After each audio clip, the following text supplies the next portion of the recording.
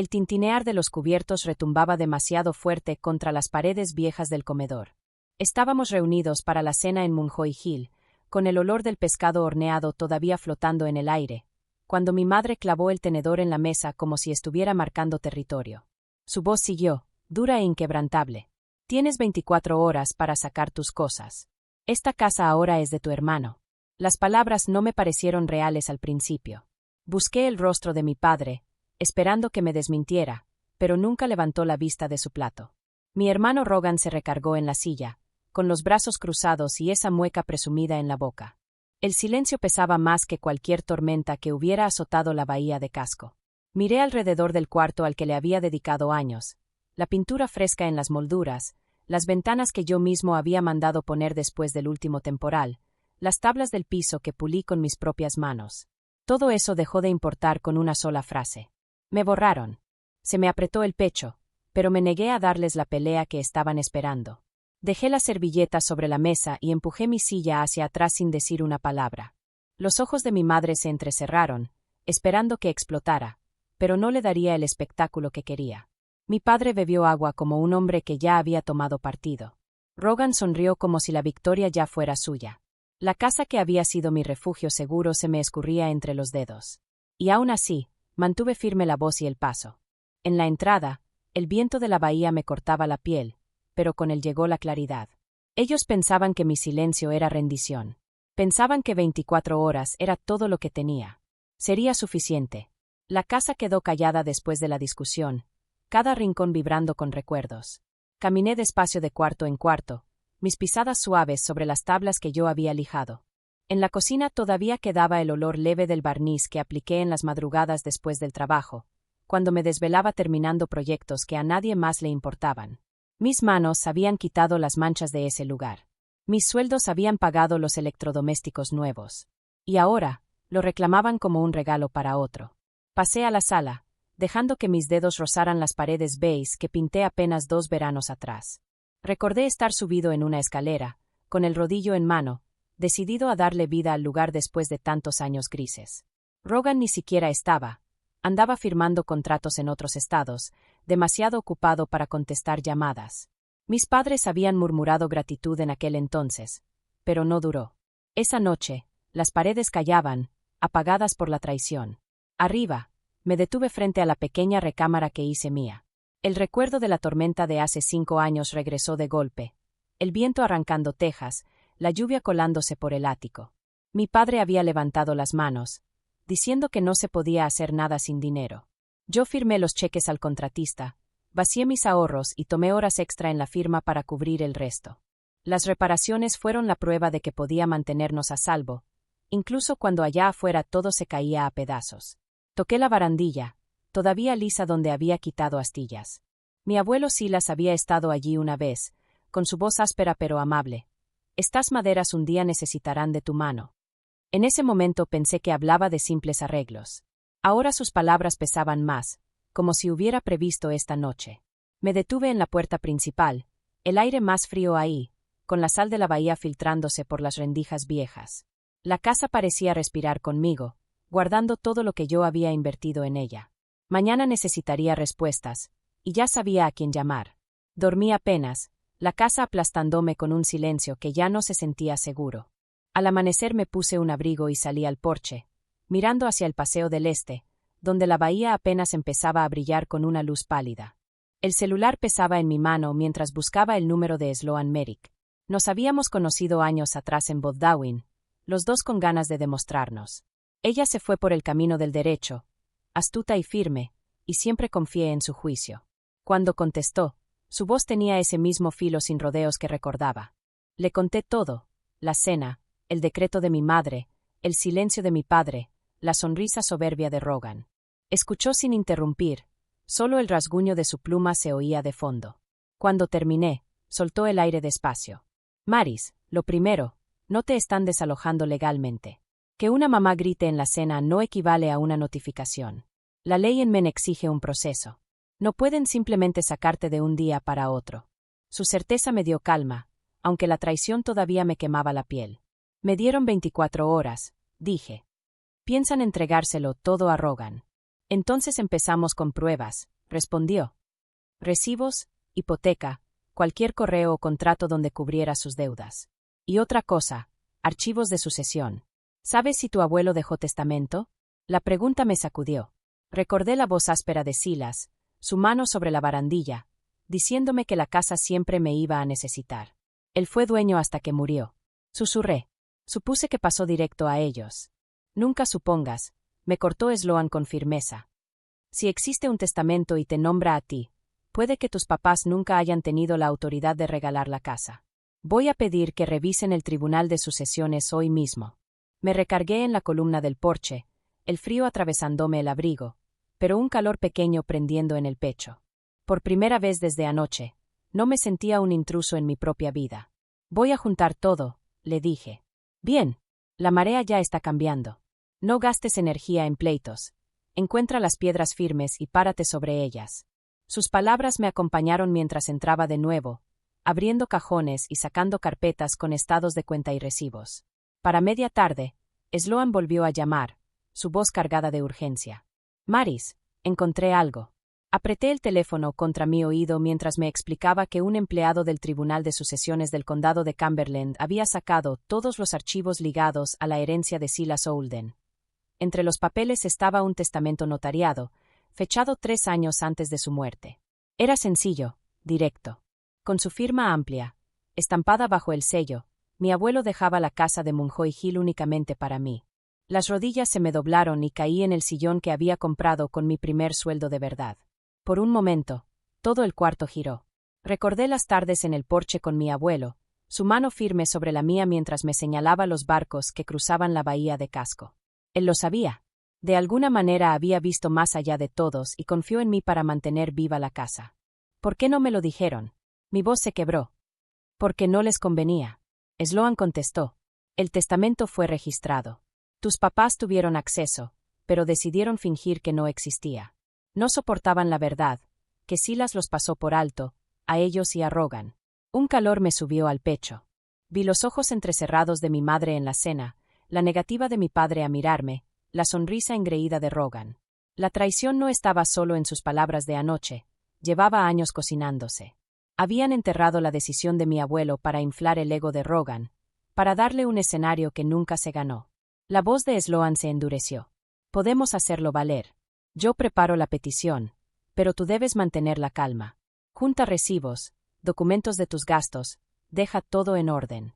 Ellos van a pelear, pero la firma en este papel pesa más que cualquier teatro suyo. Me quedé viendo la copia que Sloan me mandó por correo, la tinta negra resaltando en la pantalla de mi celular. Su letra, con los mismos bucles que recordaba de sus cartas, me nombraba heredera. Ellos lo ocultaron, esperando que el silencio me borrara. Pero el silencio se estaba acabando. Me levanté, la decisión clavándose en mis huesos como piedra. Si querían sacarme en 24 horas, entonces en 24 horas sabrían de quién era realmente esta casa. A la mañana siguiente, me moví rápido, decidida a actuar antes de que mis padres regresaran o que Rogan llegara con su maleta. Llamé a una compañía local, Portland Harbor Movers, y expliqué lo que necesitaba, un trabajo express, solo unos muebles grandes, nada más. El hombre dudó por el poco tiempo, pero al mediodía prometió mandarme una cuadrilla. Mientras esperaba, recorrí la casa con un paquete de notas adhesivas y una pluma. Marqué únicamente lo que yo había comprado: el sofá gris que ahorré meses para pagar, la lavadora de acero inoxidable que instalé en el sótano, las cortinas que escogí para combinar con las paredes beige.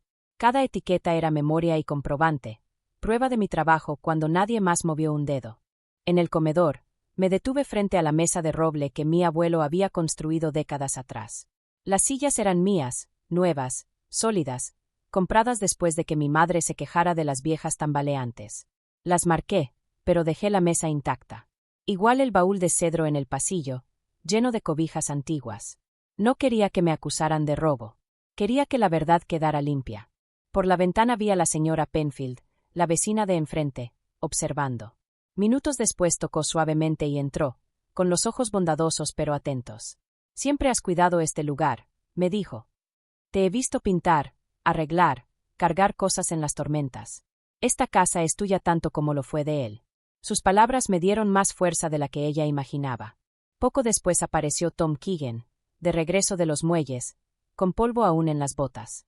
Miró las vigas del porche que yo había reforzado años atrás. Tu abuelo estaría orgulloso, murmuró. Cuando los mudanceros llegaron con su camión blanco, los cuartos ya estaban mapeados con cuadritos de papel de colores. No me llevé todo, solo lo mío. Y cuando Rogan cruzara esa puerta, esa diferencia iba a pesar más de lo que él esperaba. Los hombres apenas habían terminado de subir el sofá al camión, cuando escuché el rechinar de llantas en la entrada. Rogan bajó de un sedán rentado, con una maleta negra y reluciente detrás de él. Miró la casa como si ya fuera su escenario, con la barbilla en alto y los hombros erguidos. Me empujó al pasar sin saludar. Sus zapatos resonaron en las tablas desnudas, el eco del vacío recibiéndolo más fuerte que cualquier palabra. Se detuvo en seco donde antes estaba el sofá, girando en un círculo lento. ¿Qué demonios pasó aquí? Me llevé lo que era mío, respondí con calma. Se giró bruscamente, los ojos afilados. Esto es sabotaje. Mamá y papá me dieron esta casa. Y tú la vaciaste antes de que pudiera mudarme. Crucé los brazos, negándome a igualar su furia. La lavadora, las sillas, el sofá. Yo los pagué. Tengo todos los recibos. Amuéblala tú si quieres llamarla hogar. Su cara se enrojeció, pero el coraje se quebró con algo más, miedo. Se dejó caer sobre su maleta, frotándose las sienes. No entiendes. Mi negocio de construcción se está cayendo. Los inversionistas me tienen cercado y les prometí que tendría un aval. Su voz se apagó. Laila está embarazada. Necesito esta casa. No es solo para mí. Las palabras me golpearon más fuerte de lo que esperaba. Por un segundo vi al hermano con el que crecí, con las rodillas raspadas, corriendo tras papalotes conmigo en el Eastern Pram. Pero ese niño ya no existía. Ahora solo quería mi silencio y mi sacrificio para tapar sus errores. No soy tu aval, dije suave. Y nuestro abuelo no te escogió a ti para esta casa. Me escogió a mí. Te guste o no, esa es la verdad. La mandíbula de Rogan se tensó, su desesperación hirviendo de nuevo en rabia. Te vas a arrepentir. Ellos se van a encargar de eso. Me mantuve firme, mientras el sonido de los mudanceros cerrando las puertas del camión cortaba el aire. Rogan volvió a mirar el vacío del cuarto, pero lo que le faltaba no eran muebles. Era el derecho que creía tener, escapándose por la puerta junto con él. 2 mañanas después estaba con Sloan en el Tribunal de Sucesiones del Condado de Cumberland. Apretaba la copia del testamento de mi abuelo como si fuera un salvavidas. El salón olía a papel viejo y cera, y mis padres estaban sentados al otro lado, rígidos como estatuas.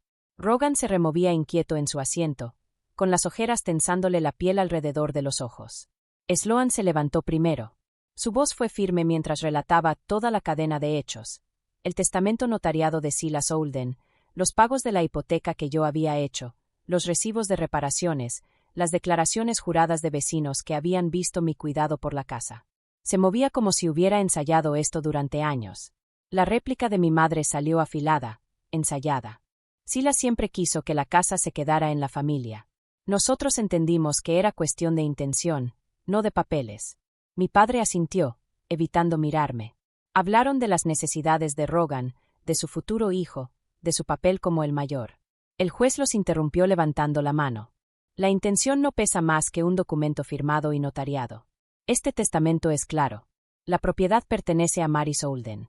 Hasta que la sucesión se ejecute por completo, no habrá transferencia ni ocupación. La orden de restricción se mantiene. El golpe del mazo retumbó como trueno. Mis padres se estremecieron. El rostro de Rogan se endureció, y por primera vez desde aquella cena en Munjoy Hill, sentí el suelo firme bajo mis pies. Regresé a la casa después. Los mudanceros la habían dejado medio vacía, pero el silencio ya no se sentía como pérdida. Entré a la cocina, abrí el cajón donde tintineaban llaves sueltas, y tomé la de bronce que Silas guardaba en un cordón de cuero. La puse sobre el mostrador, no como ofrenda, sino como señal. Esa llave no era moneda de cambio. Era la prueba de lo que había quedado decidido años antes, mucho antes de que yo supiera que la iba a necesitar. Al cerrar la puerta detrás de mí, supe que la batalla no había terminado, pero la historia que habían escrito sobre mí ya empezaba a deshacerse. Una semana después llegó la escritura oficial por correo, mi nombre escrito donde mis padres habían querido borrarlo. Me senté en el pequeño escritorio de mi departamento y pasé el dedo por las letras, no con triunfo, sino con una calma extraña. El tribunal me había dado la razón. La ley había confirmado lo que Silas dejó. Pero no sentí ganas de plantar bandera en la sala ni gritar victoria. En lugar de eso, caminé por las calles de Munjoy Hill, deteniéndome en el malecón donde de niña me paraba con mi abuelo.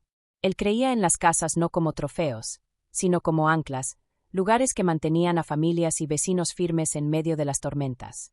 Pensé en la señora Penfield mirándome desde su porche, en Tom Keegan asintiendo al ver las vigas que yo reforcé. Ellos también eran parte de esta historia. La idea llegó sin ruido. Me quedaría con la escritura, pero no de la manera en que mis padres o Rogan lo imaginaban. Me reuní con un representante de un fideicomiso local de tierras, uno que protegía viviendas para familias trabajadoras cerca del puerto. En pocos días redactamos un contrato que pondría la casa dentro de su programa, asegurando que se mantuviera segura y accesible. A cambio, conservé un pequeño estudio en el piso de arriba, con una ventana abierta hacia la bahía de Casco. Cuando firmé, sentí un alivio inmenso. La casa seguiría en pie, pero no sería un escenario para el ego de Rogan ni para las manipulaciones de mis padres. Serviría a la comunidad que siempre nos rodeó, y yo entraría solo cuando lo decidiera. Esa tarde abrí el estudio y dejé mi mochila en el piso. Las habitaciones de abajo pronto serían de otra familia, sus voces reemplazando al silencio. Por primera vez en semanas, respiré sin peso en el pecho, lista para poner el resto por escrito. Me senté en el estudio con la escritura y los papeles del contrato apilados a un lado. Abrí una libreta y comencé la carta a mis padres. Escribí sin adornos. Ya no sería su rescatadora. No volvería a pagar cuentas, ni hipotecas, ni a tapar sus errores. Si querían mantener contacto, tendrían que comprometerse a ir a terapia, no como castigo, sino como condición de confianza. Metí copias de los recibos, la orden judicial y el testamento. No buscaba debate, sino claridad. Cuando sellé el sobre, mis manos no temblaban.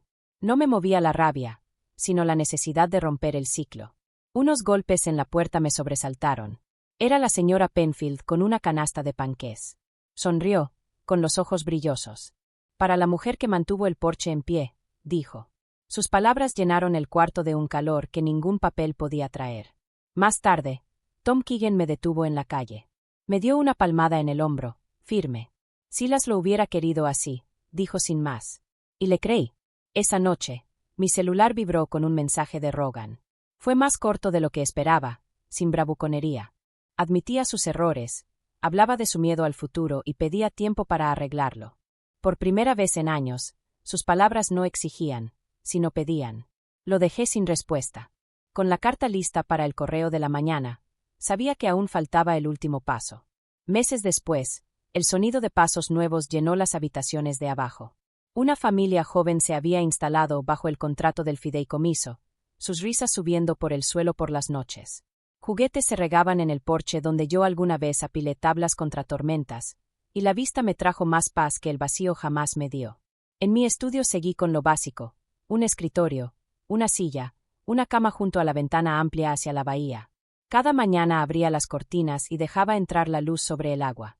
En una pared colgué la escritura enmarcada junto al viejo mapa de reparaciones de Silas, con sus notas a lápiz sobre tejas cambiadas y vigas reforzadas tras huracanes y nevadas. No era un trofeo, sino una brújula, un recordatorio de lo que significa cuidar un lugar. Escribía mucho allí, a veces código para el trabajo, a veces cartas que nunca mandaría. Cartas a la persona que fui, la que pensaba que el silencio era la única forma de mantener la paz. Abajo, la familia pintaba las paredes a su gusto, llenaba la cocina de olores a guisos y pan. Yo escuchaba y sonreía porque la casa estaba viva, pero ya no me drenaba. No era ficha de trueque ni arma. Era un hogar que seguía adelante. Ya no tenía que probar mi valor con cada clavo o cada dólar gastado. No estaba escondido en las tablas ni regateado en una mesa de cena. Estaba en el límite que tracé, en la vida que escogí, y en la puerta que aprendí a cerrar cuando era necesario.